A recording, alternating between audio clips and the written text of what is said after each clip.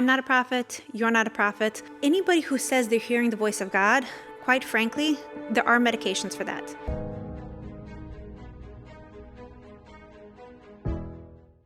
All right, who could prophesy? Now, throughout history, there have been many, many different prophets, and according to Jewish tradition, there have actually been more than 1 million prophets throughout the course of time. And of course, as we have spoken, not all of these prophecies were recorded for posterity. Only the prophecies that impacted future generations were recorded, were canonized inside of the Tanakh. But with so many different prophets, you must be asking the question, like, what qualified a person for prophecy? How could they become a prophet? Now, before we actually get into the prerequisites for prophecy, let's go back and talk about what was not required.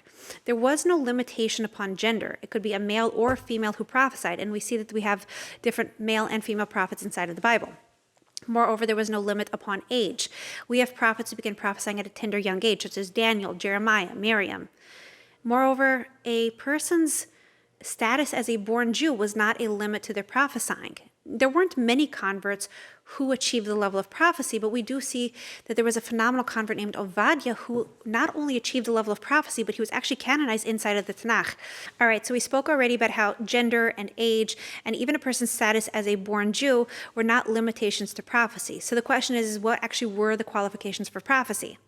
So there were really 3 major prerequisites to prophecy. The first one being that a person worked on their intellect to raise it to a very, very sophisticated level. They had to be able to reason correctly. Moreover, they had to have a very healthy imagination. And perhaps most importantly, they had to be a person who had perfected their character traits, who had worked on their natural inclinations to a point where their inclinations were completely in subservience to God. That's a very, very high level to achieve.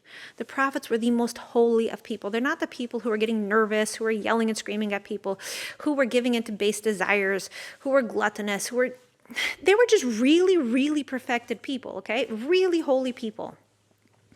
They also had to be physically sound in order to handle the experience of prophecy, which we will speak about in another video. Now, even if a person had these qualifications, it didn't necessarily mean that they were going to become a prophet. What it meant is that they didn't have any impediments in their path that would prevent them from prophesying.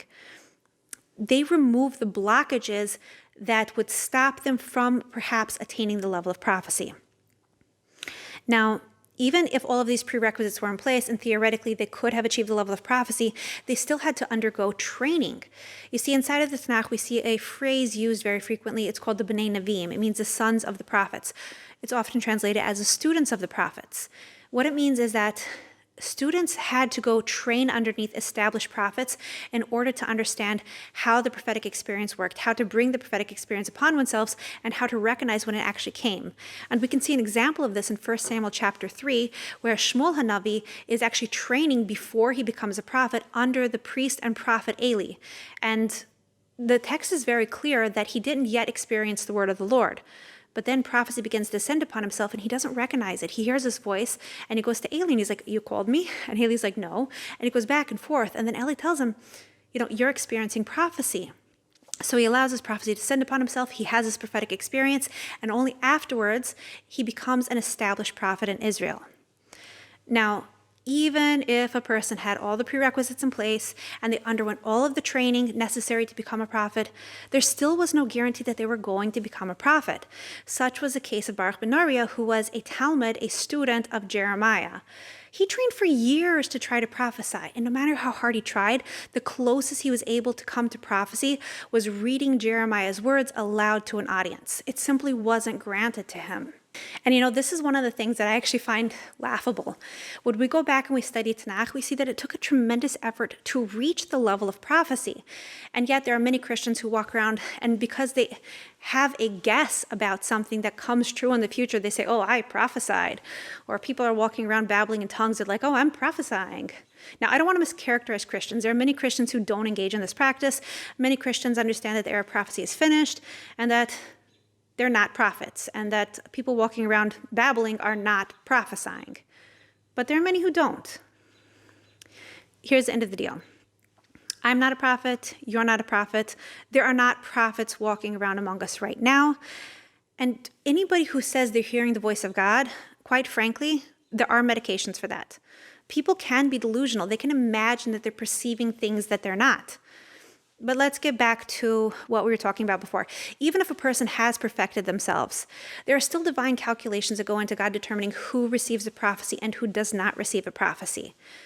We see this in the case of Baruch ben Neriah, like, why did he not receive prophecy? And on the other hand, why did you have somebody who, like Jeremiah, was a perfected human being, but he was chosen before birth when he was still in the womb? Why was he specifically chosen to be a vessel for God's message? Why was he chosen to be a prophet? These are things that we don't necessarily have the answers to, but God does. There are divine calculations for everything. I think this is a lesson that we can apply to ourselves as well. We can ask the question, like, why was I born in the specific body that I was born, in the time period that I was born, in the location that I was born, in the specific life circumstance that I was born? We might not have the answer to that, but even though we're not prophets, we can still begin to understand what our mission on this earth is by examining our situation. When we look around and we say, what can I fix in this world? How can I have an impact? Even though I'm not a prophet, I know I can make a change in this world. And we can identify our mission. The only question is, are we going to follow in the words of Isaiah? Are we going to say, here I am, send me? Or are we not? All of us can make a difference in this world.